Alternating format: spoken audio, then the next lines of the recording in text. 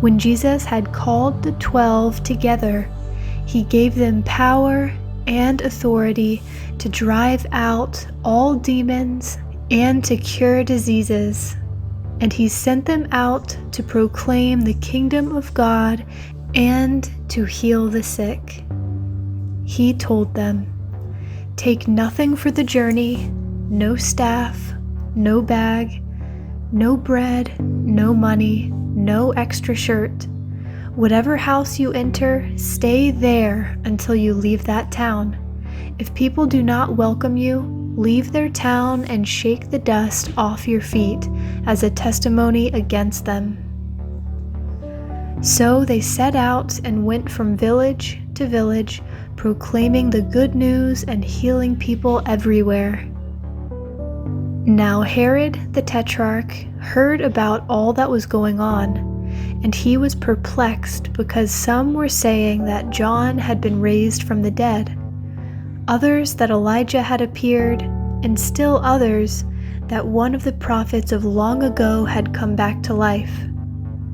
But Herod said, "I beheaded John.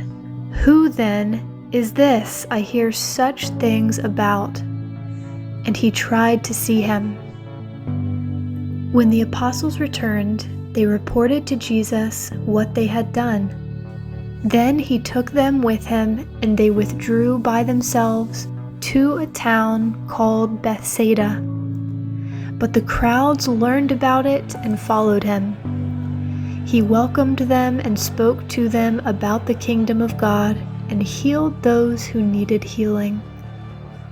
Late in the afternoon, the 12 came to him and said, "Send the crowd away so they can go to the surrounding villages and countryside and find food and lodging, because we are in a remote place here." He replied, "You give them something to eat." They answered, "We have only 5 loaves of bread and 2 fish, unless we go and buy food for all this crowd." About 5,000 men were there. But he said to his disciples, "Have them sit down in groups of about 50 each." The disciples did so, and everyone sat down. Taking the 5 loaves and the 2 fish, and looking up to heaven, he gave thanks and broke them. Then he gave them to the disciples to distribute to the people. They all ate and were satisfied, and the disciples picked up 12 basketfuls of broken pieces that were left over.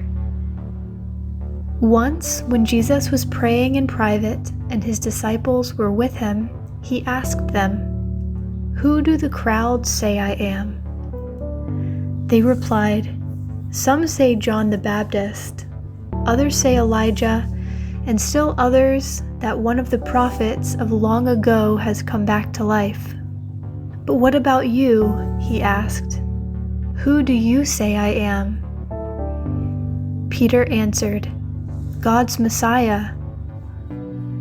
Jesus strictly warned them not to tell this to anyone, and he said, "The Son of Man must suffer many things and be rejected by the elders, the chief priests, and the teachers of the law, and he must be killed, and on the 3rd day be raised to life." Then he said to them all, "Whoever wants to be my disciple must deny themselves and take up their cross daily and follow me. For whoever wants to save their life will lose it, but whoever loses their life for me will save it. What good is it for someone to gain the whole world and yet lose or forfeit their very self? Whoever is ashamed of me and my words, the Son of Man will be ashamed of them when he comes in his glory and in the glory of the Father and of the holy angels. Truly I tell you, some who are standing here will not taste death before they see the kingdom of God." About 8 days after Jesus said this, he took Peter, John, and James with him and went up onto a mountain to pray. As he was praying, The appearance of his face changed, and his clothes became as bright as a flash of lightning. 2 men, Moses and Elijah, appeared in glorious splendor, talking with Jesus. They spoke about his departure, which he was about to bring to fulfillment at Jerusalem.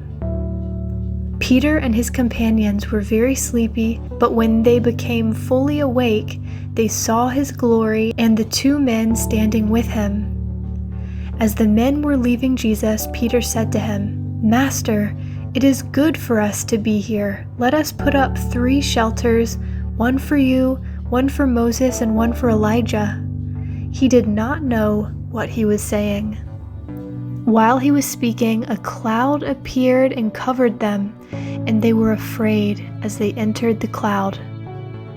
A voice came from the cloud saying, "This is my Son, whom I have chosen. Listen to him." When the voice had spoken, they found that Jesus was alone. The disciples kept this to themselves and did not tell anyone at that time what they had seen.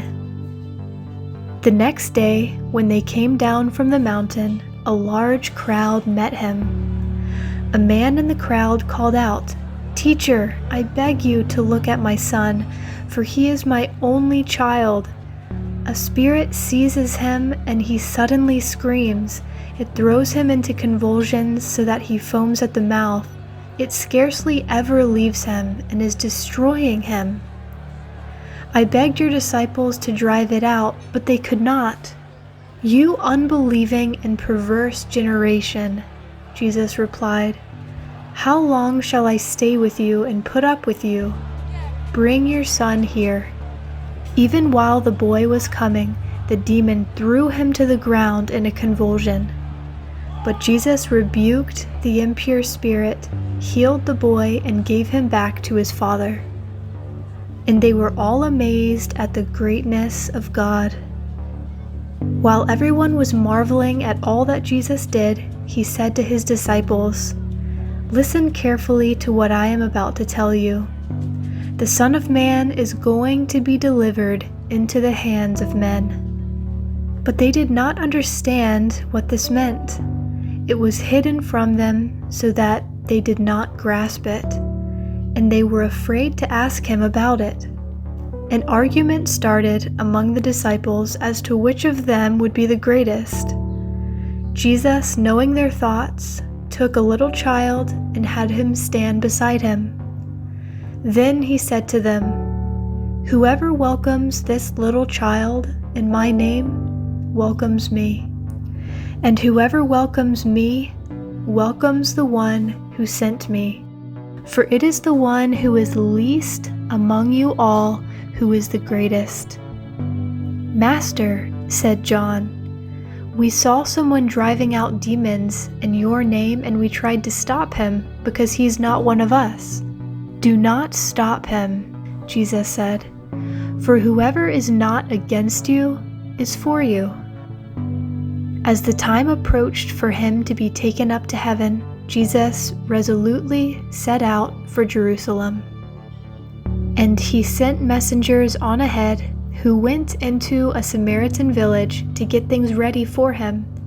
But the people there did not welcome him because he was heading for Jerusalem. When the disciples, James and John, saw this, they asked, "Lord, do you want us to call fire down from heaven to destroy them?" But Jesus turned and rebuked them. Then he and his disciples went to another village.